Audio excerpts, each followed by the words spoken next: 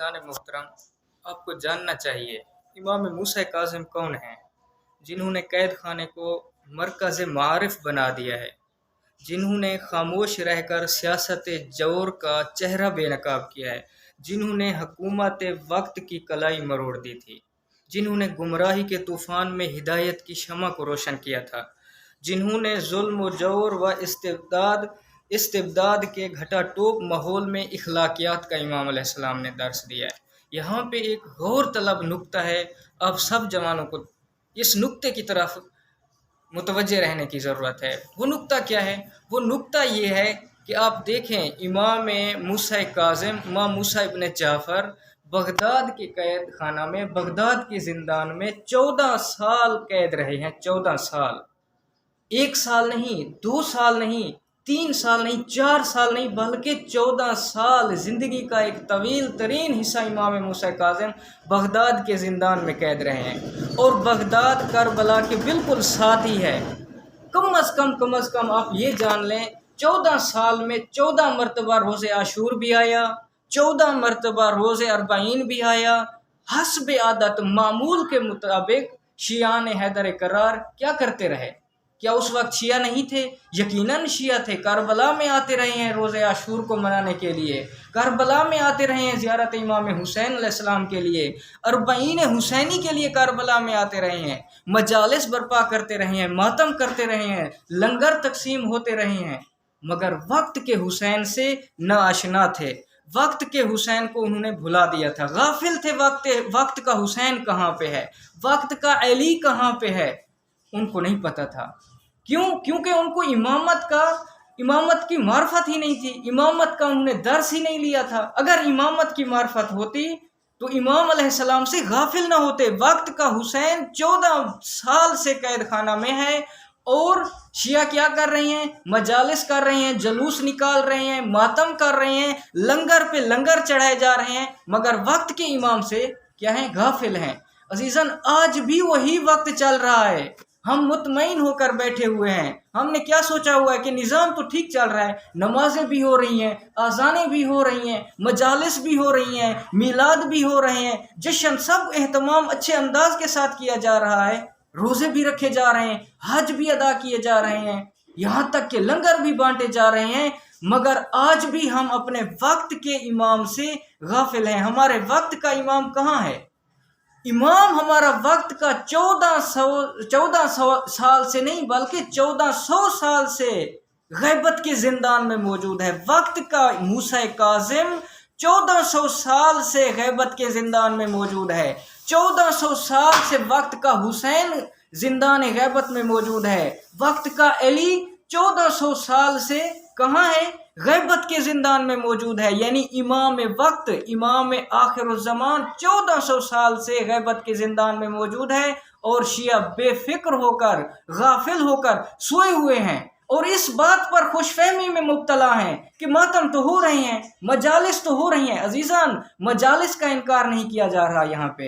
میرا مقصد مجالس کا انکار نہیں ہے، مجالس کی توہین نہیں ہے، مجالس کا سدباب نہیں ہے، ماتم کا سدباب نہیں ہے۔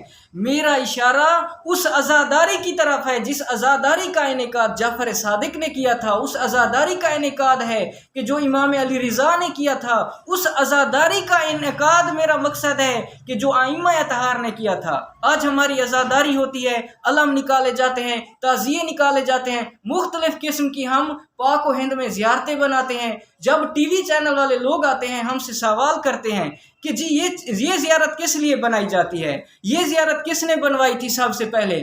آگے سے کیا جواب ملتا ہے کہ جی یہ زیارت ہمارے فلاں نواب صاحب نے بنائی تھی، یہ زیارت فلاں تیمور بادشاہ نے بنائی تھی، یہ فلاں مخدوم نے بنائی تھی، یہ فلاں چودھری نے بنائی تھی، تب سے ہماری یہ چلی آ رہی ہے، یہ ہمارے اقدار ہیں۔ کیا یہ ہمارے اقدار ہیں؟ عزیزان، نہیں۔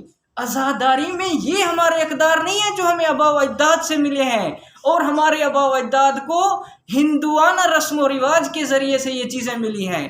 ہماری عزاداری میں وہ روح نہیں رہی، وہ ثقافتی آج کل جو ہمارے پاس عزاداری ہو رہی ہے وہ بن روح کے ہو رہی ہے، یعنی ہماری عزاداری ثقافتی عزاداری ہے، حماسی عزاداری نہیں ہے، رزمی عزاداری نہیں ہے۔ اگر ہماری عزاداری روحانی عزاداری ہوتی تو آج ہمیں امام وقت کی معرفت حاصل ہو جاتی۔ جس طرح آج ہم بے فکر ہو کر مجالس کرا کے گھر میں جا کے سو جاتے ہیں، بیٹھ جاتے ہیں، اذانیں ہوتی رہتی ہیں، نمازیں ہوتے رہتی ہیں اور ہماری امام بارگاہیں بھری ہوئی ہیں اور ہماری مساجد خالی ہیں۔ اگر ہماری عزاداری روحانی ہوتی، ہماری عزاداری حماسی ہوتی، اگر ہماری عزاداری ثقافتی نہ ہوتی، رسمی نہ ہوتی، تو ہماری نوجوان نسل، ہمارا نوجوان طبقہ عزاداری سے روحانیت حاصل کر کے امام علیہ السلام کی معرفت کو پا چکا ہوتا، امام علیہ السلام کی معرفت کو حاصل کر چکا ہوتا۔ آج کیا ہے کہ ہماری نوجوان نسل کو، ہمارے بوڑھوں کو، ہمارے بزرگوں کو، ہمارے آباء و اجداد کو امام وقت کی معرفت نہیں ہے۔ ہم سب کے سب لوگ غفلت کی نیند سوئے ہوئے ہیں۔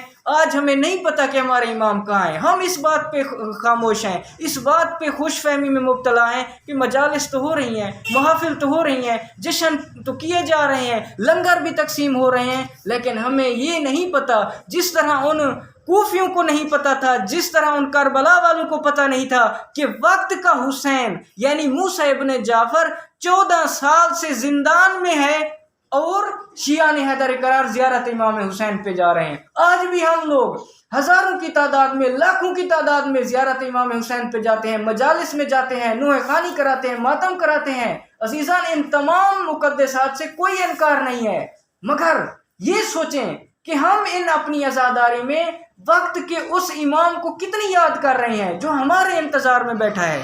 یقین جانیں یہ 1400 سال جب امام غیبت میں بیٹھے ہوئے ہیں، یہ 1400 سال امام کا امتحان نہیں ہے بلکہ یہ امت کا امتحان ہے۔ ہمارا امتحان ہو رہا ہے کہ ہم کتنی امام کو پہچان پا رہے ہیں، کتنی امام علیہ السلام کی معرفت کا و مودت کا حق ادا کر رہے ہیں۔ مودت کا یہ تقاضا نہیں ہے کہ آپ جانے والے علی کو یا جانے والے حسین کو جو شہید ہو چکے ہیں، جو جا چکے ہیں، جو امام اس دنیا سے جا چکا ہے، ہم اس کو روتے رہیں، اس کے اوپر گریہ کرتے رہیں، مگر وقت کے امام کو فراموش کر دیں۔ وقت کا امام آج بھی غیبت کے زندان میں بیٹھا ہوا ہے۔ ہماری نوجوان نسل، ہمارا نوجوان طبقہ نا آشنا ہے، انہیں پتہ ہی نہیں ہے امام علیہ السلام کے بارے میں، امام وقت کے بارے میں۔ اگر نوجوان نسل سے 5 سوال بھی کیے جائیں، ایک سوال بھی نہیں آتا، ماتھے پہ پسینہ آ جاتا ہے۔ کیوں یہ ہماری صورتحال ہے عزیزان؟ سوچنے کی ضرورت ہے۔ یہ انتہائی قابل غور نکتہ ہے کہ کہیں ایسا نہ ہو کہ ہم کوفیوں کی طرح شمار ہوں، بلکہ جس طرح ہماری حالت ہے، جس طرح ہماری موجودہ صورتحال ہے، ہم امام علیہ السلام کے سامنے کوفیوں سے بھی بدتر شمار کیے جائیں گے اگر آپ نے اپنی حالت زار پہ غور و فکر نہ کیا تو۔